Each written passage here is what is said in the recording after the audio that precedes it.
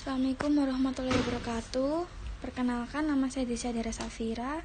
Pada hari ini saya akan memaparkan mengenai asuhan keperawatan pada pasien non-AT dengan cedera kepala ringan di ruang Ruhama, Rumah Sakit Islam Yogyakarta PDHI.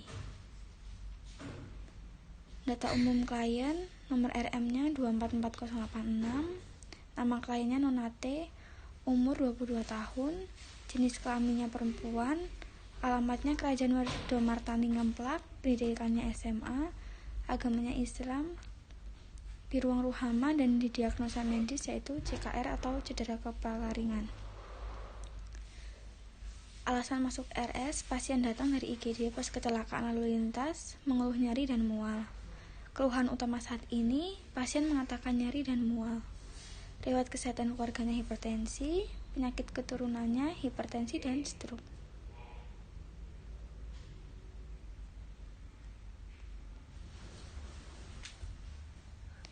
Analisa datanya,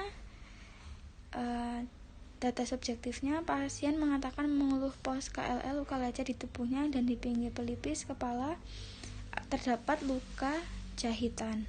DO-nya, pasien EP bergerak terasa nyari, Q terasa ditusuk-tusuk, R-nya pelipis kepala dan luka di tubuh, skala nyarinya 5, time-nya hilang timbul. Problemnya nyari akut, etiologinya agen cedera fisik. Lalu data subjektifnya tidak ada, data objektifnya terdapat luka jahitan di pelipis, tekanan darahnya 130/90 mmHg, RR-nya 20 kali per menit, suhunya 36,3 derajat Celcius. Problemnya resiko infeksi, etiologinya adalah prosedur invasif. Dan yang ketiga, klien mengeluh mual. Data objektifnya, klien terlihat lemas, klien terlihat pucat, dan makan pasien terlihat tampak tidak habis. Problemnya nausea, etiologinya CKR. Diagnosa yang keempat, data subjektifnya, klien mengeluh nyeri apabila bergerak. Data objektifnya, nampak kebutuhan sehari-hari dilakukan di tempat tidur dan dibantu oleh suaminya. Problemnya gangguan mobilitas fisik, etiologinya cedera kepala ringan. Diagnosa keperawatan yang pertama itu nyeri akut berhubungan dengan agen cedera fisik. Diagnosa yang kedua resiko infeksi dengan kondisi terkait prosedur invasif. Yang ketiga nausea dengan faktor psikologi. Dan yang keempat gangguan mobilitas fisik dengan kondisi terkait cedera kepala ringan. Ini ada rencana tindakan keperawatan. Untuk diagnosa yang pertama, nyeri akut berhubungan dengan agen cedera fisik. SLKI-nya setelah dilakukan tindakan keperawatan 3x24 jam pada pasien dapat teratasi dengan kriteria hasil. Yang pertama tingkat nyeri dan yang kedua kontrol nyeri. Lalu standar intervensi keperawatannya itu ada manajemen nyeri dan pemberian analgesik. Untuk diagnosa yang kedua ada resiko infeksi dengan kondisi terkait prosedur invasif. SLKI-nya setelah dilakukan tindakan keperawatan 3x24 jam pada pasien dapat teratasi dengan kriteria hasil, ada kontrol resiko dan tingkat infeksi. Dan standar intervensi keperawatannya ada pencegahan infeksi dan perawatan luka. Lalu ada pemantauan tanda-tanda vital. Untuk diagnosa yang ketiga, nausea berhubungan dengan faktor psikologi. SLKI-nya setelah dilakukan tindakan keperawatan 3x24 jam pada pasien dapat teratasi dengan kriteria hasil yaitu tingkat nausea dan standar intervensi keperawatannya dan manajemen mual. Dan yang untuk diagnosa yang terakhir yaitu gangguan mobilitas fisik berhubungan dengan CKR. Setelah dilakukan tindakan keperawatan 3x24 jam pada pasien dapat teratasi dengan kriteria hasil. Yang pertama ada mobilitas fisik. Lalu standar intervensi keperawatannya ada dukungan perawatan diri. Ini ada implementasi keperawatan. Untuk diagnosa yang pertama tanggal 16 Desember 2021 itu implementasinya melakukan identifikasi lokasi karakteristik dan durasi, frekuensi, kualitas dan intensitas nyeri. Lalu melakukan monitoring skala nyeri menggunakan numeric rating scale dan melakukan monitor tanda-tanda vital dan memberikan analgesik. Dan respon pasiennya, pasien mengatakan nyeri terasa sedikit berkurang setelah dilakukan tindakan latihan relaksasi nafas dalam, dan tekanan darahnya yaitu 120/90 mmHg, SpO2-nya 97, suhunya 36,2, respirasi rate-nya 20 kali per menit, nadinya 8 kali per menit, dan skala nyerinya ada 5. Lalu memberikan injeksi ceftriaxone 2x1 dan citicoline 2 kali 500 gram. Dan untuk tanggal 17 Desember 2021, implementasi yang dilakukan melakukan identifikasi lokasi karakteristik dan durasi, frekuensi, kualitas, dan intensitas nyeri, melakukan monitoring tanda-tanda vital, dan memonitor skala nyeri menggunakan numeric rating scale, dan memberikan analgesik. Dan yang untuk hari ketiga pada tanggal 18 Desember 2021, implementasi yang dilakukan melakukan identifikasi lokasi, karakteristik, durasi, frekuensi, kualitas, dan intensitas nyeri, melakukan monitoring skala nyeri, melakukan monitoring tanda-tanda vital, dan memberikan analgesik. Respon pasiennya, pasien mengatakan nyeri terasa sedikit berkurang, tekanan darahnya 121/90 mmHg, SpO2-nya 97, suhunya 36,2 derajat Celcius, RR-nya 20 kali per menit, nadinya 88 kali per menit, dan skala nyerinya 4. Dan memberikan injeksi ceftriaxone dan citicoline. Untuk diagnosa yang kedua, yaitu resiko infeksi dengan kondisi terkait, pada tanggal 16 Desember 2021, implementasi yang dilakukan yaitu melakukan monitor tanda-tanda infeksi dan menjelaskan tanda gejala infeksi, lalu memberikan edukasi mengenai perawatan luka dengan mempertahankan teknik aseptik, dan melakukan monitor tanda-tanda vital. Pada tanggal 17 Desember 2021, implementasi yang dilakukan yaitu melakukan monitor tanda dan gejala infeksi, dan melakukan monitor tanda-tanda vital, dan memberikan edukasi mengenai perawatan luka. Untuk 18 Desember 2021, implementasi yang dilakukan yaitu melakukan monitor tanda dan gejala infeksi, melakukan perawatan luka, dan memonitor tanda-tanda vital. Untuk diagnosa yang ketiga yaitu nausea berhubungan dengan faktor psikologi, pada tanggal 16 Desember 2021, implementasi yang dilakukan yaitu melakukan identifikasi faktor penyebab mual, melakukan monitor mual, melakukan monitor asupan nutrisi, dan melakukan kolaborasi pemberian antimetik. Untuk tanggal 17 Desember 2021, implementasi yang dilakukan yaitu melakukan monitor mual, identifikasi faktor mualnya, lalu melakukan kolaborasi pemberian antimetik. Dan untuk tanggal 18 Desember 2021, implementasi yang dilakukan yaitu melakukan identifikasi faktor mual, melakukan monitor mual, dan melakukan kolaborasi pemberian antimetik. Respon pasien mengatakan sudah sedikit membaik dan mual sudah berkurang.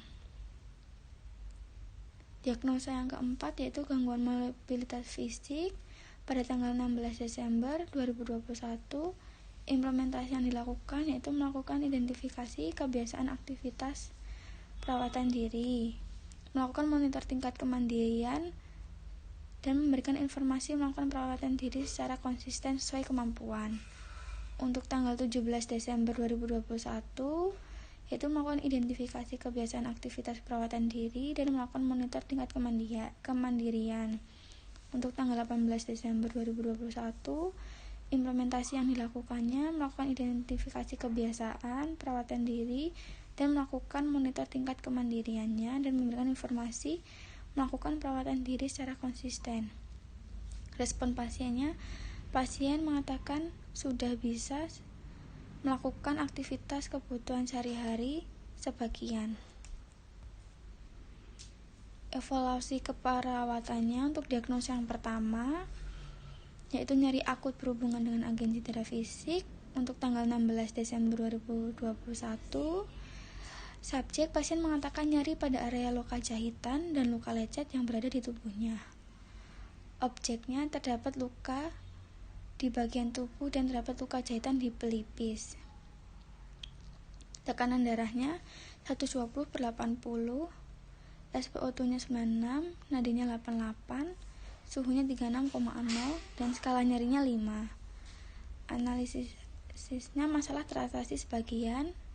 Planningnya lanjutkan intervensi pemberian farmakologi injeksi ceftriaxone, sitikolin, dan pengajaran manajemen nyeri non-farmakologi. Lalu tanggal 17 Desember 2001, subjek, pasien mengatakan nyeri pada area luka jahitan dan luka lecet yang berada di tubuhnya. Objektifnya, terdapat luka jahitan dan luka lecet di area tubuh dan tekanan darah yaitu 125/80, SpO2-nya 98, nadinya 88, suhunya 36,0 dan skala nyerinya 4. Analisanya masalah teratasi sebagian. Planningnya lanjutkan intervensi dengan pemberian farmakologi injeksi ceftriaxone, sitikolin, dan pengajaran manajemen nyeri non-farmakologi.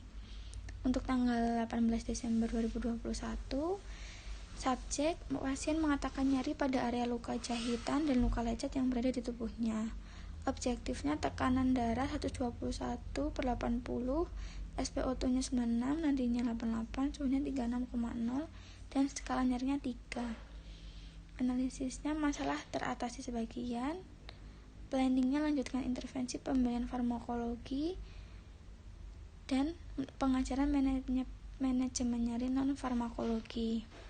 Diagnosa yang kedua yaitu resiko infeksi dengan kondisi terkait prosedur invasif. Tanggal 16 Desember 2021.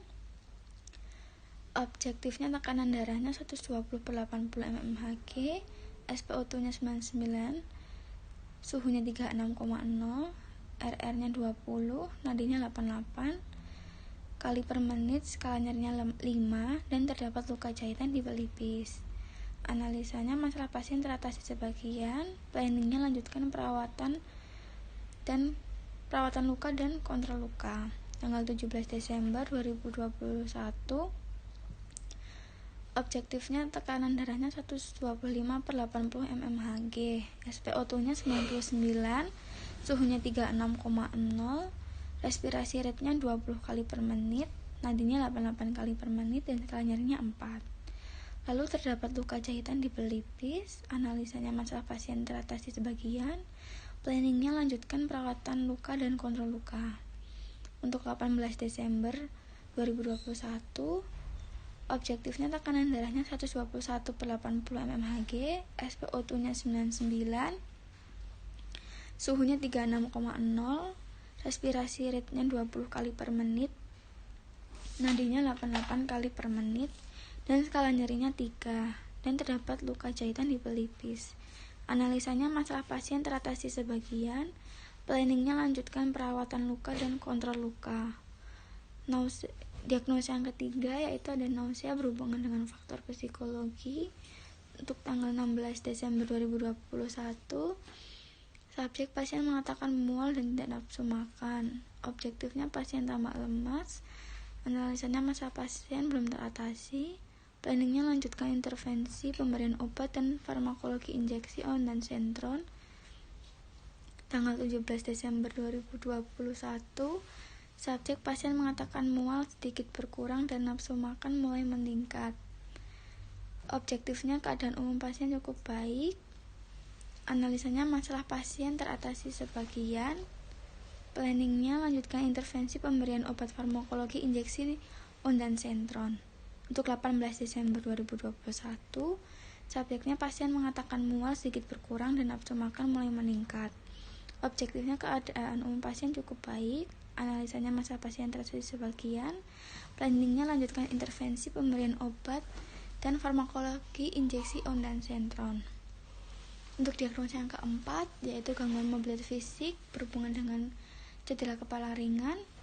Untuk tanggal 16 Desember 2021, evaluasinya subjek, pasien mengatakan sulit mengangkat tangan dan apabila bergerak terasa nyeri. Objektifnya tekanan darahnya 120/80 mmHg, SpO2-nya 99%, suhunya 36,0, RR-nya 20 kali per menit, nadinya 88 kali per menit, dan skala nyerinya 5.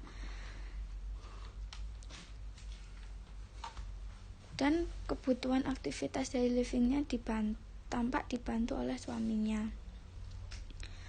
Dan pasien terlihat mual dan mual. Analisanya masalah pasien teratasi sebagian.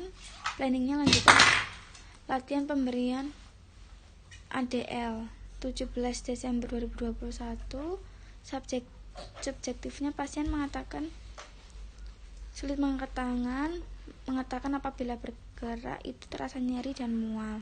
Objektifnya tekanan darahnya 125/80 mmHg, SpO2-nya 99, suhunya 36,0, respirasi rate-nya 20 kali per menit, dan nadinya 88 kali per menit, skala nyerinya 4. Dan kebutuhan aktivitasnya tampak dibantu oleh suaminya.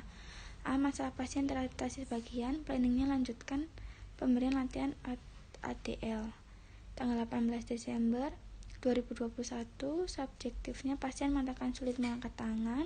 Objektifnya tekanan darah 121/80 mmHg, SpO2-nya 99, suhunya 36,0, RR-nya 20 kali per menit, nadinya 88 kali per menit, skala nyerinya 3, apabila bergerak terasa nyeri dan mual, dan planningnya kebutuhan ADL-nya dibantu. Sekian presentasi yang dapat saya paparkan. Apabila ada salah kata mohon dimaafkan. Wassalamualaikum warahmatullahi wabarakatuh.